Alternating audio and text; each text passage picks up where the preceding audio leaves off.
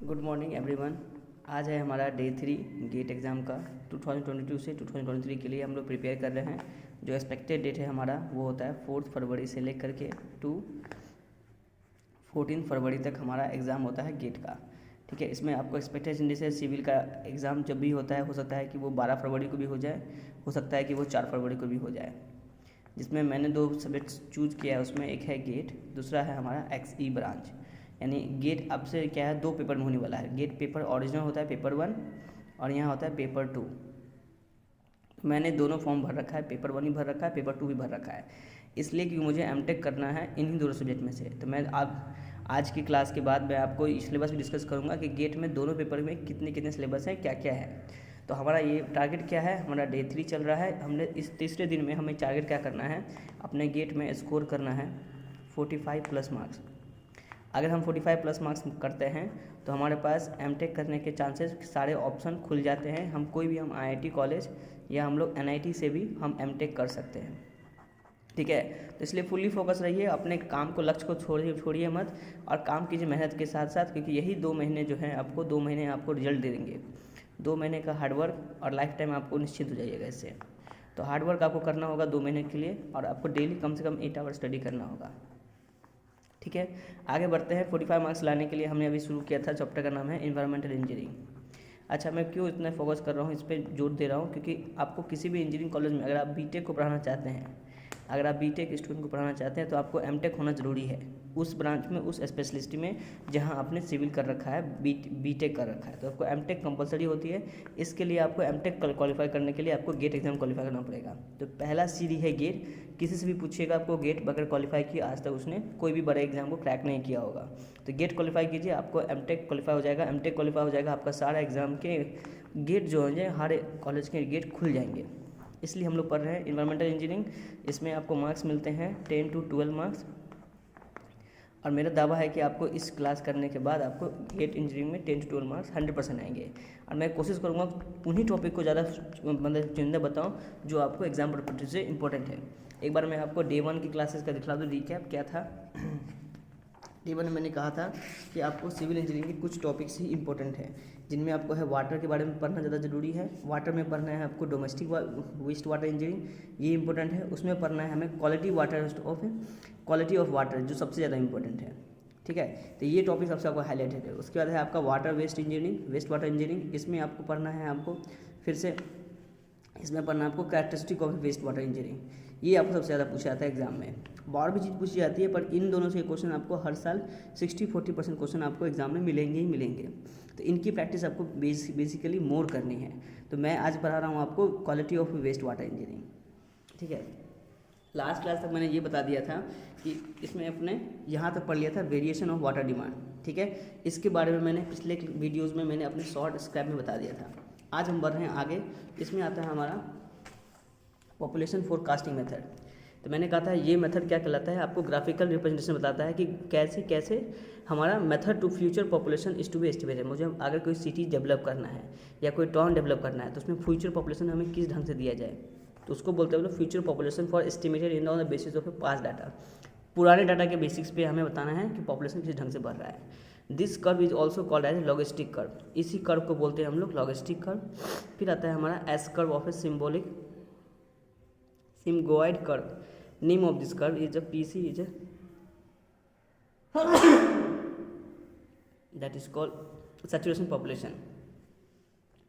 मैंने कहा था इस कर्व में जितने भी सेगमेंट है, हर सेगमेंट के लिए एक अलग अलग मेथड मैंने इंट्रोड्यूस किया है इस चैप्टर में सॉल्व करने का। आपको वो चारों मेथड आपको आने चाहिए, जिनमें पहला मेथड है आपको अरिथमेटिक मेथड। ये कहाँ किस सेगमेंट में लगेगा, तो बोलेंगे लीनियरली ग्रोथ कर्व में लगता है, जो कि एज्यूम किया गया है CD सेगमेंट को। ये है मेरा CD सेगमेंट। इस कर्व में यहाँ पे CD सेगमेंट के बीच में आपको लगेगा अरिथमेटिक मेथड। ये कहता है लीनियर ग्रोथ कर्व है, जो कि एप्लीकेबल है सिर्फ CD सेगमेंट में, applicable to the old and settle graph. बोलते हैं ये जो फॉर्मूला है एप्लीकेबल है, पुराने ग्राफ में भी सेटल करने में भी काम आता है, पुराने सिटीज़ को भी सेटल करने में भी काम आता है। फिर आता है हमारा P of n equals to P0 plus NX/। P of n को बोलते हैं पॉपुलेशन आफ्टर nth डीके, मतलब पॉपुलेशन अगर nth डीके के बाद पूछा जाए तो कितना होगा। P0 को बोलते हैं population of last known decade, मतलब ये तो हमारा आखिरी नोन डीके, काफ़ी इंपॉर्टेंट है। मैं क्वेश्चंस को दिखाऊंगा कि कैसे क्या किया गया है। एन क्या है, number of the decays. X क्या है, एवरेज इंक्रीज इन डिकेज। जैसे मान लीजिए क्वेश्चन दे रखा है, ऐसे ही क्वेश्चन एग्जाम में पूछे जाएंगे आपको गेट में। The population of a city 1930 में 25,000 है, 1940 में है 28,000, 1950 में है 14,000, 1960 में है 42,000, 1970 में 47,000। Find out the population in 1 to 3 decade. तो हमें बताना है कि first decade, 2 decade, 3 decade, 4 decade, 5 decade में कितने हुए। एक डिकेड मतलब होता है कि 10 ईयर्स। तो हर 10 साल हमें बताना है, इस लास्ट वैल्यू के बाद के 10 साल को बताना है। तो 1970 तक का दे रखा है, हमें 1980 बताना है कि इस रेंज के मुताबिक नेक्स्ट पॉपुलेशन कितना होगा। तो बोलेंगे 5 to 5। कैसे आया ये वैल्यू, तो पहले क्या करना है आपको, इसके कंसेक्यूटिव नंबर्स का डिफरेंस करना है। मतलब final minus initial 3000, final minus initial 300, मतलब डिफरेंस कितना है इन दोनों का। तो डिफरेंस हमेशा पॉजिटिव होता है, तो हमें बड़ा में से छोटा घटाना है। तो ये होगा, तो हमेशा सेकेंड में से फर्स्ट घटाएंगे। अब क्या करना है हमें, अब लिखते हैं हमें एवरेज निकालना है इसका। तो एवरेज में हो गया, सबका सम करो, डिवाइड में 4 करो। जब सबको सम करेंगे तो 4 से डिवाइड करेंगे तो वैल्यू आती है 5500। अब कहता है ये हमारा लास्ट एवरेज वैल्यू हो गया। फॉर्मूला क्या कहता है हमारा, तो बोलते हैं P1 इक्वल्स होता है P0 into 1 plus n times of x बार। ठीक है, ये है फॉर्मूला, मैंने नहीं लिखा है कॉपी में। P0 इक्वल्स टू होता है P0 प्लस एन एक्स बार। तो P1 पूछा है तो P0 प्लस एन एक्स बार होगा। तो हम क्या लिखेंगे यहाँ पे, P1, तो P0 क्या है, तो बोलेंगे 47,000। 1 इंटू एक्स बार मतलब 1 डिके, 1 इंटू एक्स बार यानी 5500। आंसर कितना आएगा 52500। फिर बोलता है P2 कितना है, 1990 है, तो बोलेंगे 47,000 प्लस 2 इंटू का 5500, आंसर आ गया 55,000।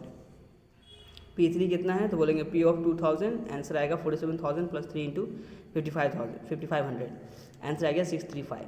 और कुछ नहीं करना है, सिर्फ ध्यान रखना दो चीज़ों का। एक है एक्स डिफरेंस निकालिए सही सही, फिर आप एक्स एवरेज निकालिए जो कि समेशन ऑफ एक्स अपॉन 4 होने से आता है।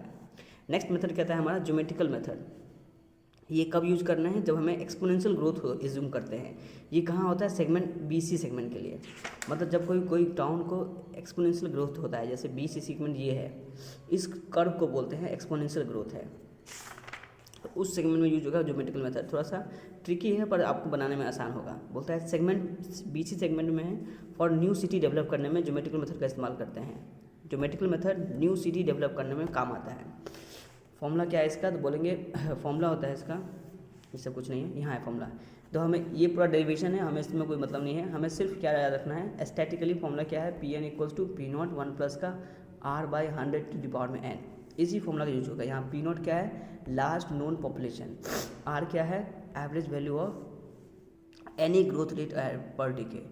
ग्रोथ रेट क्या है, हर डिकेड के मुताबिक। n क्या है, नंबर ऑफ डिकेज, मतलब कितने टाइम तक इसको निकालना है हमें। n को मतलब पीरियड को बोलते हैं हम लोग, मतलब कितना टाइम लगेगा। P0 को बोलते हैं लास्ट नोन डिकेड है। Pn को बोलते हैं पॉपुलेशन ऑफ nth डिके बोलते हैं। R is the value can be estimated by the 3 different method. बोल रहा है हम R जो निकाल रहे हैं, इसके लिए हमें कोई 3 डिफरेंट मेथड है इसको निकालने के। पहला मेथड बोलता है कि R equals to R1 R2 R2 sum of Rn करो अपन डिवाइड में n करो, नहीं करेंगे ये मेथड। सेकंड मेथड कहता है R equals to under root of n, R1 R2 R3 R of n, मतलब जितने नंबर ऑफ टर्म्स है उतना ही नंबर यहाँ पे लिखना है। जैसे मान लो ये 5 टर्म हो तो यहाँ पे 5 लिखेंगे रूट के अंदर में, तो ये क्यूबिक 5 हो जाएगा, उसकी वैल्यू निकालनी है। चिंता मत कीजिए, आपके लिए इसके लिए कैलकुलेटर दिया रहता है जिसको बोलते हैं हम लोग साइंटिफिक कैलकुलेटर। आपको बोर्ड एग्जाम में कंप्यूटर में दिया रहेगा साइंटिफिक कैलकुलेटर, आपको उसी का इस्तेमाल करना है। और कैसे इस्तेमाल करना है वो मैं आपको वीडियो उसके माध्यम से बता दूंगा। अब अगला कहता है थर्ड मेथड है R of equals to under root of P2 upon P1 के पावर n-1। स्पेशल केस है ये कब लगाना है वो भी बता देंगे, लेकिन बेसिकली आपको फॉर्मूला यही यूज करना है। कैसे यूज करना है एक क्वेश्चन समझाते हैं तो समझ में आएगा। अब कहता है पॉपुलेशन ऑफ ए सिटी 1930 में 25,000 है, 1940 में है 2800, 1950 में है 34,000, 1960 में 42,000। सबको मैंने लिख लिया, डाटा को मैंने कलेक्ट कर लिया। अब कहता है पहले एक्स एवरेज निकालो। एक्स एवरेज का वही फॉर्मूला जो आपने अरिथमेटिक में पढ़ रखा है, फाइनल माइनस इनिशियल, इतना आएगा, फाइनल माइनस इनिशियल। अच्छा मैंने यहाँ पे डैश डैश लिखा है, इसको समझ मत ना, ये माइनस माइनस साइन है, ऐसा कुछ नहीं है, माइनस कोई नहीं है। ये सबके सब डैश लिखने का मतलब है कि इस ईयर में ये वैल्यू थी, इस ईयर में ये वैल्यू थी। ये माइनस साइन, इस माइनस साइन नहीं है, ये एक्चुअली में एरो मार्क था। लिख लिए हम लोग सारे एवरेज वैल्यू, और फिर सबको लिखने के बाद जैसे 4 डाटा मिला है हमें, 4 डाटा का हम एवरेज निकालेंगे तो मिलेगा 5500, जो हमने पहले से कैलकुलेट किया है तो आंसर 5500 ही आई थी। फिर निकालेंगे आर। अब यहाँ मेन लॉजिक है। लॉजिक क्या है कि x1 जो वैल्यू है उसको लिखेंगे ऊपर, डिवाइड में करेंगे जो लास्ट पॉपुलेशन डाटा था वो उससे, इनटू करेंगे 100 से। तो लिखेंगे लास्ट पॉपुलेशन वैल्यू 3000, जो डाटा है हमारा 25,000 इंटू 100 करेंगे तो वैल्यू कितनी आती है 12%। फिर बोलता है x2 वैल्यू जो है उसको ऊपर लिखेंगे, जो डाटा है लास्ट पॉपुलेशन का वो नीचे लिखेंगे इंटू 100। ऐसे हमें सबका निकालना होगा। ये R1 R2 क्या है, ये बताता है ग्रोथ रेट को बतलाता है। ये R का मतलब रेट है, किस रेट से पॉपुलेशन बढ़ रहा है। और चूंकि ये बहुत रैपिडली बढ़ रहा है, देख रहे हैं आप 12%, 21%, 23%, हो सकता है 11.9%, मतलब बढ़ते जा रहा है वैल्यू परसेंटेज में। तो हम बोलेंगे कितनी डाटा 1 2 3 4, तो यहाँ लिखेंगे क्यूब के अंदर में अंडर रूट के अंदर में 4 लिखेंगे, R1 R2 R3 R4 चारों वैल्यू को यहाँ पुट करेंगे, वैल्यू निकालें हम R की वैल्यू। ये हमारा आया रैपिड ग्रोथ रेट R की वैल्यू। अब निकालेंगे P1 होता है 1980 में, बोलता है कि इसके बाद नेक्स्ट डिके चाहिए हमें 1 2 3 डिके चाहिए, मतलब 1970 के बाद 10 साल जोड़ दो तो 1980 आएगा। निकाले तो फॉर्मूला क्या होता है P0 1 प्लस R/100 की पावर में n हमारा 1 है, तो लिखेंगे P0 1 प्लस का R कितना है, R जो भी R की वैल्यू है वो सेम होगी हर एक क्वेश्चन में। R निकाल रखे हैं यहाँ पर हमने, एवरेज वैल्यू निकाले ना, ये R एवरेज है, पुट किए डिवाइड बाय 100 किए और इसको सिंप्लीफाई किए तो वैल्यू आई इतनी। ये हमारा लास्ट पहला हमारा फर्स्ट डिकेट आया। फिर सेकंड डिकेट में कितना है 80 में फिर प्लस 10 जोड़ेंगे 90 आएगा। तो फॉर्मूला क्या होगा P0 प्लस 1 प्लस का R/100 इंटू n। n कितना है 2 है। कैसे, लास्ट नोन डिकेट कितना था 1970 का, जा किस में रहे 1990 में जा रहे हैं, तो दोनों के बीच में गैप कितने का है 20 ईयर्स का। तो बोलते हैं 1 डिके यानी 10 ईयर्स, तो 20 ईयर्स मतलब 2 डिकेज, तो इसलिए लिख रहे हैं 2। आंसर आया इतना। P3 का मतलब हो गया P ऑफ 2000 में कितना बोले डीके बोलेंगे 3 डिके, बस 3 पुट करें, बाकी सारे फॉर्मेट सेम ही है। ये सारे आपके आंसर्स होंगे, बुक में आपको आंसर यही सब लिखना है या फिर एग्जाम में आपको आंसर यही बताना है। वेरी वेरी इंपॉर्टेंट, हर साल क्वेश्चन आता है इस टॉपिक से। अगला है आपका incremental method. Incremental increase method मतलब बढ़ते बढ़ते और बढ़ गया, अगर कहा जाए हिंदी में यही कहा जाएगा। अब कहता है इसका मतलब क्या है, extension of the arithmetic method when the growth rate is confuse. बोलता है कि जब हम पढ़ रहे हैं ना एक्सटेंशन, मतलब इस रेट के बारे में तब हम लोग पढ़ते हैं जब हमें एक्सटेंशन मिलता है ग्रोथ रेट में।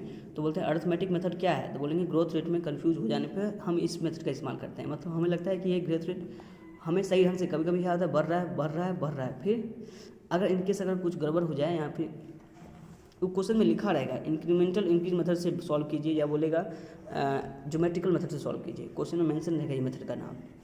ज़्यादा सोचना नहीं है कि फॉर्मूला कब अप्लाई करना है, वो फॉर्मूला कब अप्लाई करना है, आपको क्वेश्चन में लिखा रहेगा कि आपको क्या निकालना है, किस रेट से निकालना है। वो बोलेगा रैपिड ग्रोथ रेट है तो आपको ज्योमेट्रिकल मेथड लगाना होगा, अगर वो कहेगा इंक्रीमेंटल इंक्रीज मेथड लगाने की तो आपको ये फॉर्मूला लगाना पड़ेगा। ये कहता है कन्फ्यूज ग्रोथ रेट, इसी नाम से ये फेमस है। फॉर्मूला क्या होता है P of n equals to P0 plus NX bar plus n into n plus 1/2 into का y बार। तो यहाँ पे P0 को बोलते हैं लास्ट पॉपुलेशन, n का बोलते हैं नंबर ऑफ डिकेज, x बार को बोलते हैं एवरेज ग्रोथ रेट, y बार को बोलते हैं average increase in incremental value. कैसे बनाते हैं यहाँ दे रखा है, पहले निकालेंगे हम लोग सबके लिए x1 सेम रहेगा, जो शुरुआत क्वेश्चन बताएं अरिथमेटिक प्रोग्रेशन बताएं वही तरीका मिलेगा यहाँ भी बनाने का। y में क्या है कि आपको इन दोनों का डिफरेंस लिखना है तो ये लिखेंगे, फिर इन दोनों डिफरेंस लेंगे तो y मिलेगा। तो y हो सकता है कि पॉजिटिव में भी है नेगेटिव में भी है, पर आपको x जो आएगा हमेशा पॉजिटिव में ही आएगा, क्योंकि पॉपुलेशन कभी भी घटता नहीं है, 60-10 साल पॉपुलेशन बढ़ता ही है, तो x आपको ऑलवेज पॉजिटिव मिलेगी। लेकिन y जो है कभी नेगेटिव भी हो सकती है कभी पॉजिटिव भी हो सकती है। It's depend upon incremental increase method. यहाँ पे r का चर्चा नहीं करेंगे, यहाँ पे कोई r का यूज़ नहीं हो रहा है, तो ये टोटली डिफरेंट है। टोटली तो नहीं बोलेंगे, लेकिन ग्रोथ हमारा ज्योमेट्रिकल मतलब हमारे इस मेथड से ये मेथड डिफरेंट है। फॉर्मूला है P equals to Pn NX bar plus n into का n प्लस 1/2 इंटू का y बार। P ऑफ 90 होता है P ऑफ 90/70 1 इंटू का 1500 प्लस का या पुट के 1 प्लस 1/2 वो तो 2/2 कट किया 1 तो आ गया 1 इंटू का 66.67, तो वैल्यू कितनी आ गई 53,166.67। P ऑफ 90 आ गया P of 90/70 2 into 1500 3 into 66.67, value आ गई 60,000। P ऑफ 2000 आ गया वैल्यू P ऑफ 90/70, मतलब क्या दिख रहा है ना, जब 2000 बोल रहा है तो लास्ट नॉन डिकेट 20 है, तो कितने साल का अंतर है 30 साल का, तो 30 को बोलेंगे 3 डिकेट, तो इसलिए n की वैल्यू 3 पुट कर रहे हैं, यहाँ भी 3 पुट कर रहे हैं। बस इसमें क्या है कि हम जैसे पढ़ते हैं ना एपी में, अगर नंबर कुछ सम 1 से लेकर के n की वैल्यू क्या होती है, बोलते हैं n इंटू एन प्लस 1/2 होती है। तो यही वही 3 पुट करो, तो 3 इंटू 3 प्लस 1 क्या हो जाएगा 4/2। तो 4 से 2 कट गया तो कैंसिल आएगा, 2 इंटू 3 6 आ जाएगा।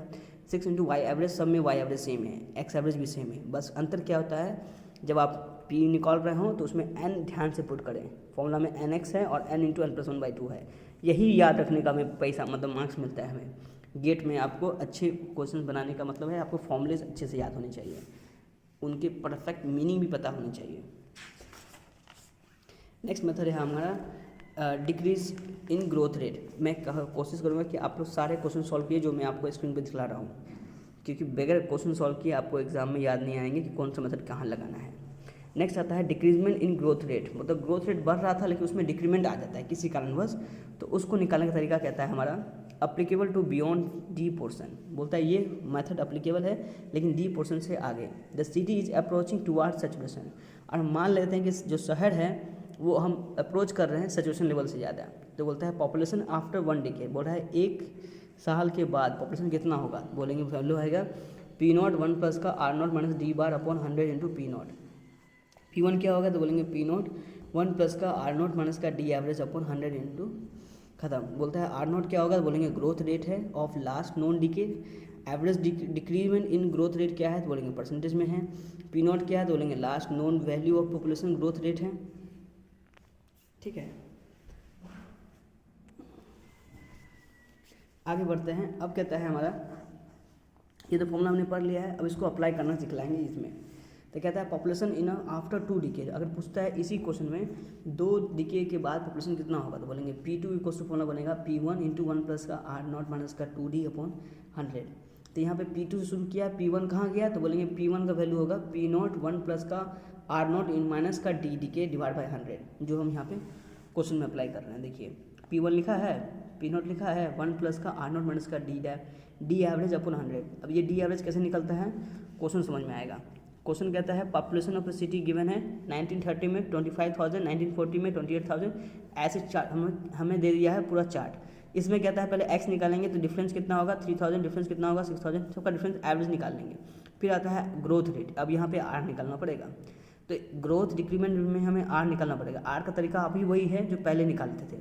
फॉर्मूला कहता है आर इक्वल्स टू होता है जो x1 आया है, x1 मतलब इन दोनों difference divide by population total into 100। तो 3000 डिवाइड बाय 25,000 इंटू 100, आंसर आएगा 12%। फिर 6000 डिवाइड बाय 28,000 इंटू 100 करेंगे तो इतना आएगा। 8000 डिवाइड बाय 34,000 इंटू 100 करेंगे तो इतना आएगा। फिर 5000 डिवाइड बाय 42,000 इंटू करेंगे 100 करेंगे तो आंसर इतना आएगा। इन सब को निकालने के बाद हम इसके एवरेज लेंगे, कैसे ये प्लस ये डिवाइड बाय 3, तो आंसर ये आएगा। फिर कहता है डिक्रीमेंट डिक्रीज मेथड में बोलता है कि इसको इसमें से घटाओ तो ये आएगा, इसको इसमें से घटाओ इसमें आएगा। बस एक चीज़ ध्यान देना, जब 21 में से 4 घटाएंगे तो मैं यहाँ वैल्यू यहाँ पे हमें क्या प्लस में आएगी, पर जब डिक्रीमेंट डिक्रीज मेथड करते हैं ना तो उसमें हम लोग ऊपर से नीचे घटाते हैं। जैसे मान लीजिए 12 माइनस 21.42 करेंगे, 21.42 माइनस 23 समथिंग करेंगे, इससे क्या होगा कि आपको वैल्यू निगेटिव में आएगी। यानी इसमें जो सब्ट्रैक्ट करना है डिक्रीमेंट डिक्रीज मेथड में, आपको ऊपर से माइनस, नीचे से ऊपर से, फिर इसको माइनस ये करना पड़ेगा। यानी उल्टा रिवर्स माइनस कर रहे हैं हम लोग, पहला ये है दूसरा ये है, first minus second, second minus third, इस ढंग से करना है। जो वैल्यू आएगी उसको यहाँ लिखना है। तो अब डाटा कितने हैं आपके पास 1 2 3 4, ये डाटा आपका इस चार्ट का ही है क्योंकि 5 पॉइंट थे तो 4 में चेंज हुआ, ये 4 का वैल्यू 4 आया। अब 4 से क्या बनेगा 3 वैल्यू, 1 2 3 आएगी। ये 3 वैल्यू को फिर हम एवरेज निकालेंगे, तीनों को जोड़ो डिवाइड बाई 3 करो। एवरेज मतलब ये बार का मतलब होता है एवरेज, तो डी एवरेज निकालेंगे तो 0, तीनों को जोड़ेंगे डिवाइड बाई 3 करेंगे, आंसर ये आएगा। अब फॉर्मूला में आते हैं तो बोलेंगे P1 equals to P0 1 plus का R0 minus D average upon 100। P0 मतलब लास्ट पॉपुलेशन, आखिरी पॉपुलेशन कितना आया था तो बोलेंगे हमारा आया था 47,000, 1 प्लस का R0 हमारा 11.9 माइनस 0.03 अपॉन 100, तो वैल्यू आ गया 52,578.9। अगला है P ऑफ 1990 में जो है पॉपुलेशन लास्ट नॉन डिकेड, ये वाला जो वैल्यू है उसको यहाँ डालना है। देखिए ये P0 का वैल्यू ये है, लेकिन यहाँ पे P2 लिखेंगे ना तो यहाँ देखिए फॉर्मूला में क्या लिखा है, P2 के केस में P1 इंटू 1 प्लस का R0 माइनस का 2D डैश अपॉन 100 होता है, और P3 के केस में क्या होता है तो बोलते हैं P2 इंटू 1 प्लस का R0 माइनस का 3D डैश अपॉन 100। इस ढंग से काम करता है। अब कहते हैं P ऑफ 1990 क्या होगा तो वैल्यू निकालेंगे, पी ऑफ 2000 क्या होगा, बोलेंगे निकाल लेंगे। ऐसे ही हमें हर वैल्यू निकालनी पड़ेगी। अब आता है हमारा ज्योमेट्रिकल इंक्रीज इन मेथड में 2 केसेस आते हैं two condition for satisfy the symmetric. बोलता है कि ग्रोथ रेट में मैंने लिखा ना कि 3 फॉर्मूला होते थे, तो उसमें कुछ केसेस हैं जिसको हमें डिस्कस करना है। कहता है population of a city given as, इसमें पहला मेथड है constructive, consecutive data is given, 2 decades value are given. बोला अगर कंजिक्यूटिव डाटा पता हो तब, या बोलेंगे 2 डिकेज वैल्यू गिवन हो तब। प्रॉब्लम नंबर 6 कहता है the population of a city is 25,000 in the year 1930 and 25,000. The population of 1970 the year is 47,000. The find out the population for the year 2002 और 2006. तो बताना है कि पॉपुलेशन क्या होगा 2000 से लेकर के 2006 के बीच में। ठीक है, कुछ घबराने की बात नहीं है, आसान आसान क्वेश्चन है। तो हमें क्या दे रखा है, रैपिडली कोई 2 डाटा दे दिया है। जैसे मान लीजिए हमें दे रखा है 1930 और 1970 दे रखा है, तो बीच में गैप कितना है, 40 साल का गैप है, लेकिन उस बीच में कोई भी 4 डाटा हमें पता नहीं है, तो हमें कोई भी रेपमेंटली डाटा हमें दे दिया है। तो बोलेंगे P1 दे रखा है, P2 दे रखा है, पूछ क्या रहा है, अगले 4 साल के बाद पूछ रहा है, 2000 पूछ रहा है, 2006 पूछ रहा है, मतलब इनके बीच का डाटा गैप कर दिया। अब पूछ दिया कि 2000 ईस्वी में कितनी होगी, 2006 में कितनी होगी। तो हमें क्या निकालना है, 2000 ईस्वी में कितना पॉपुलेशन होगा, 2006 ईस्वी में कितना पॉपुलेशन होगा। फॉर्मूला आता है हमारा, क्योंकि ये क्वेश्चन बन रहा है ज्योमेट्रिकल इंक्रीज मेथड में, तो फॉर्मूला लिखेंगे ज्योमेट्रिकल मेथड का। फॉर्मूला आता है R = √P2/P1 की पावर में n। ये फॉर्मूला मैंने यहाँ बताया था, देख पा रहे हैं। R थर्ड मेथड क्या था हमारा, √P2/P1 पावर में n माइनस में 1 है। यही मेथड के लिए हम एक इसको को बता रहे हैं। √P2 - P1 निकालें, वैल्यू आई इतनी, फिर क्या कर रहे हैं हम लोग P ऑफ 200 निकालेंगे, तो P0 1 + R/100 के पावर में n होता है। तो हम P ऑफ 100 लगा रहे हैं, तो वैल्यू कितनी आएगी, तो लिखेंगे 47,000 है। कहाँ गया 47,000, P0 मतलब लास्ट पॉपुलेशन कितना है, 47,000 है। फिर 1 + का R कितना निकला है, 17% है, तो 17/100 परसेंटेज में ही लिखा गया है इसको। तो 1 + का R 17/100 की पावर में n कितना है, 3 है, 3 पुट किए। फिर निकालेंगे P ऑफ 2006 निकाल रहे हैं, तो P0 कितना है 47,000, फिर 1 + का R/100 की पावर में 36 है। सॉल्व की तो वैल्यू कितनी आई, 82712 आई।